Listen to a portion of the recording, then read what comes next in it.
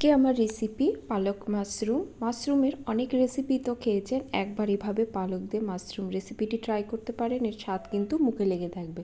পালক মাশরুম করার জন্য আমি পালং শাক নেব। পালং শাকগুলো যদি কচি হয় তাহলে পুরোটাই নিতে পারেন, আর যদি বড় হয় সেক্ষেত্রে ডাঁটিটাকে বাদ দেবেন। আর নেব মাশরুমে কিন্তু অনেক নোংরা থাকে, ভালো করে ধুয়ে নেব। অল্প আটা দিয়ে ভালো করে মেখে জল দিয়ে ধুলে মাশরুম কিন্তু খুব ভালোভাবে পরিষ্কার হয়ে যায়। আমার মাশরুমগুলো পরিষ্কার করে ধোয়া হয়ে গেছে, এবার কেটে নেব। বড় মাশরুম হলে 4 টুকরো করতে পারেন এবং ছোট মাশরুম হলে 2 টুকরো করতে পারেন। আমি কিন্তু এখানে 2 টুকরো করে কেটে নিয়েছি। এবার মাশরুমগুলো ম্যারিনেট করে নেব।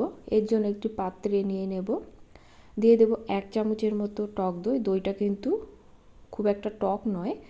আর দেব অল্প নুন, কাশ্মীরি লঙ্কা গুঁড়ো এবং অল্প তেল। কাশ্মীরি লঙ্কা গুঁড়োটা দিলে কালারটা কিন্তু খুব সুন্দর আসে।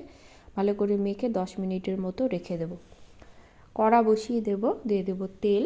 তেলটা গরম হলে 2টি মাঝারি মাপের পেঁয়াজ এর মধ্যে দিয়ে দেব, আর দেব 4 থেকে 5 কোয়া রসুন, আদা, আর দেব ঝালের জন্য 3 থেকে 4টে কাঁচা লঙ্কা। মিনিট খানেকের মতো ভালো করে নেড়ে নেব। পেঁয়াজটা একটু মজে এলে আমি এর মধ্যে 5 থেকে 6টা কাজু এবং একটি বড় মাপের টমেটো যোগ করব। দিয়ে দেব 1 চামচ জিরে গুঁড়ো এবং ধনে গুঁড়ো। সব উপকরণ দিয়ে আরও মিনিট খানেকের মতো আমি ভালো করে ভেজে নেব।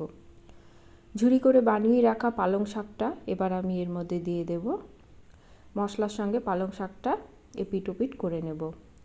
5 থেকে 6 কোয়া মাশরুম এর মধ্যে দেব, আর দেব অল্প নুন। সব উপকরণ ভালো করে মিশিয়ে নেব, ঢাকা দিয়ে রান্না করে নেব। 5 মিনিটের মতো আমি ঢাকা দিয়ে রেখেছিলাম। ঢাকা খুলে দেখে নেব, দেখুন কতটা জল বেরিয়েছে। এই জলেই কিন্তু সব কিছু সেদ্ধ হয়ে যাবে। জলটা শুকিয়ে যাওয়া পর্যন্ত আমি রান্না করে নেব। জলটা আমার শুকিয়ে গেছে, এবার ঠান্ডা করে একটা স্মুথ পেস্ট করে নেব। আমার পেস্ট করা হয়ে গেছে। এবার একটি কড়া বসিয়ে দেব, দিয়ে দেব সাদা তেল। তেলটা গরম হলে ফোড়নে দেব গোটা জিরে আর বেশ কিছুটা রসুন গ্রেট করে দেব। একটু সাঁতলে নেব। সাঁতলে নিয়ে ম্যারিনেট করে রাখা মাশরুমটা আমি এর মধ্যে দিয়ে দেব। মাশরুমটা দিয়ে মিনিট 2-এর মতো ভেজে নেব। বেশ কিছুটা বাটার এখন আমি এর মধ্যে যোগ করব। বাটারটা মেল্ট হয়ে যাওয়া পর্যন্তই কিন্তু আমি মাশরুমটা ভেজে নেব। বাটারটা আমার মেল্ট হয়ে গেছে। এবার পেস্ট করে রাখা পালঙের মিশ্রণটা আমি এর মধ্যে দিয়ে দেব। মিক্সির বাটি ধুয়ে জল আমি এর মধ্যে দিয়ে দেব।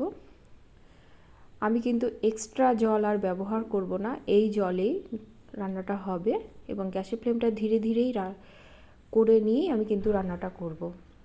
ঢাকা দিয়ে 5 মিনিটের মতো অপেক্ষা করব। ঢাকা খুলে দেখে নেব, দেখুন কতটা সুন্দর কালারটা এসেছে। পালং শাকটা যেহেতু আমার প্রথমেই অনেকটাই কুক হয়ে গেছে, তাই রান্নাটা হতেও কিন্তু বেশি সময় লাগে না। ঢাকা খুলে ভালো করে দেখে নিয়ে ভালো করে মিশিয়ে নেব। একটা জায়ফল একটু গ্রেট করে দেব। পালং শাকের যে কোনো রেসিপিতে জায়ফলের ফ্লেভারটা কিন্তু খুব ভালো যায় আর টেস্টটাও কিন্তু খুব ভালো আসে।